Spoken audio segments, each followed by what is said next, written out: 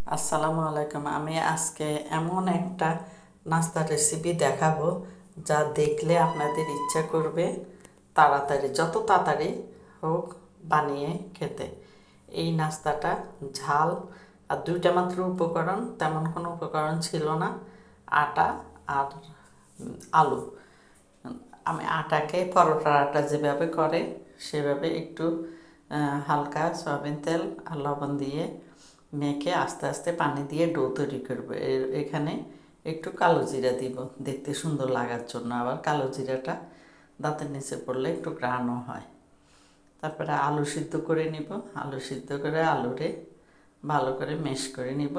এখানে শুধু চাট মশলাটা দিব, আর কিছু দিব না। লবণ দিব, দিয়ে আলুটা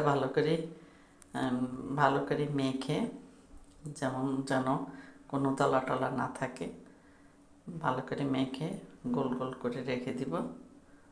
তারপরে আটাটা এই যে ভালো করে মিক্স করতেছি। আপনারা দেখেন আমার পেস্টটা ভালো করে দেখেন আমি কিভাবে বানাচ্ছি। এবং এই নাস্তাটা একদিন বানায় 7 দিন খেতেও কোনো অসুবিধা হয় না, মচমচেই থাকবে। মচমচে থাকে, চায়ের সাথে আপনি যখন ইচ্ছে একটু চা বানিয়ে চায়ের সাথে খেতে পারেন। এর আটা টোটা হয়ে গেছে, কতক্ষণ রেস্টে রেখে উঠে ফেলছি। তারপরে লেচি কেটে নিব। এবার রুটি বানাবো। রুটি বেলে গোল করে কয়েকটা গোল্লা করে লেচি কেটে কয়েকটা গোল্লা করে রেখে দিলাম। তারপরে একটা একটা করে রুটি বানাবো। রুটিটা মাঝখান দিয়ে 2 ভাগ করে নেব। 2 ভাগ করে একটা একটা আলু যে গোল করে রেখেছি আলুর গোল্লা দিয়ে, যে আলুর গোল্লাগুলি দিয়ে রুটির উপরে দিয়ে ভালো করে মেখে দিব।